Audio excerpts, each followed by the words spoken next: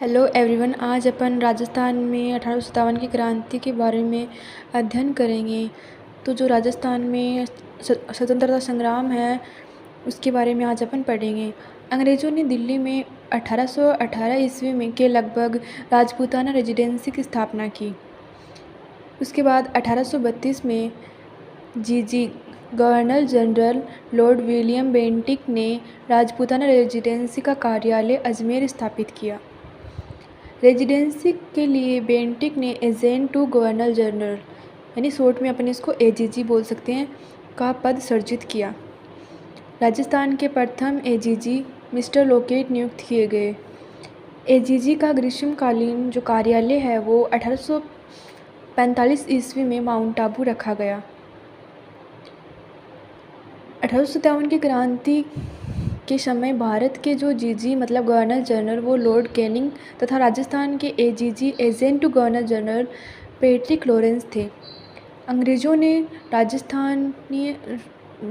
स्थानीय उपद्रवों को दबाने हेतु एवं शांति बनाए रखने हेतु निम्न सैनिक टुकड़ी गठित की, जिसमें से पहली है मेरवाड़ा बटालियन। इसका गठन 1822 ईस्वी में हुआ और इसका मुख्यालय ब्यावर था। शेखावाटी ब्रिगेड 1834 ईस्वी में इसका गठन हुआ और इसका मुख्यालय है वो झुंझुनू रहा। जोधपुर लीजियन, इसका गठन 1835 ईस्वी में हुआ और जो इसका मुख्यालय है वो अजमेर रखा गया। मेवाड़ भील कॉर्प्स एमबीसी भी बोलते हैं इसको अपन शॉर्ट फॉर्म में, और इसका गठन कब हुआ? 1841 ईस्वी में इसका गठन हुआ और इसका मुख्यालय कहाँ रखा गया? खेरवाड़ा उदयपुर। राजस्थान में क्रांति के समय 6 राजनीतिक प्रतिनिधि थे, पॉलिटिकल एजेंट थे। मतलब राजस्थान में क्रांति के समय 6 पॉलिटिकल एजेंट थे। कौन कौन से? कैप्टन सावर्स मेवाड़ रियासत में थे और मेवाड़ रियासत के शासक उस समय कौन थे? महाराणा स्वरूप सिंह। मैकमोसन, ये मारवाड़ के पॉलिटिकल एजेंट थे और इस समय मारवाड़ के शासक थे महाराजा तखत सिंह।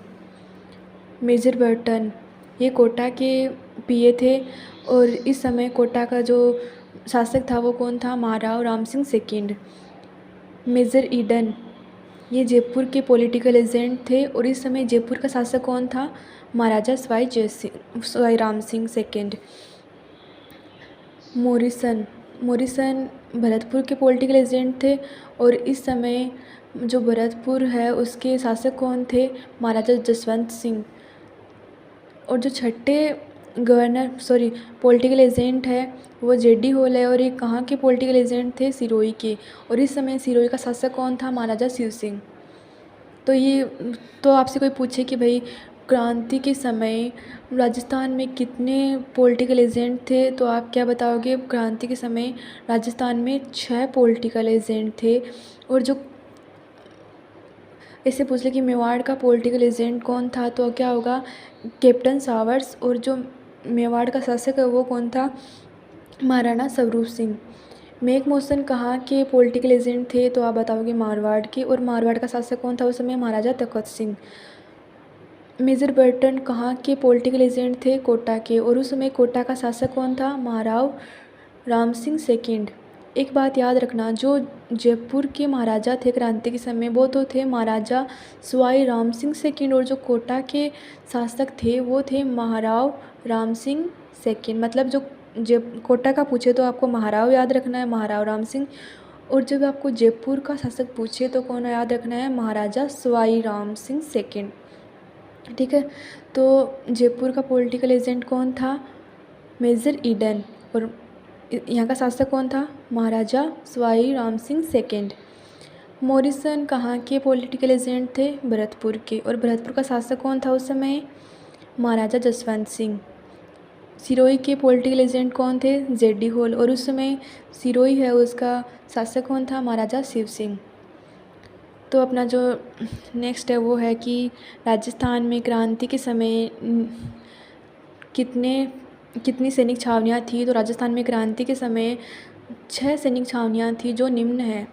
नसीराबाद छावनी, इसकी सैनिक टुकड़ियाँ कौन सी थी? नेटिव इन्फेंट्री 30वीं और 15वीं, ये सबसे प्राचीन छावनी थी।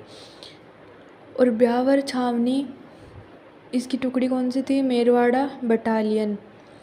खेरवाड़ा छावनी, इसकी टुकड़ी कौन सी थी?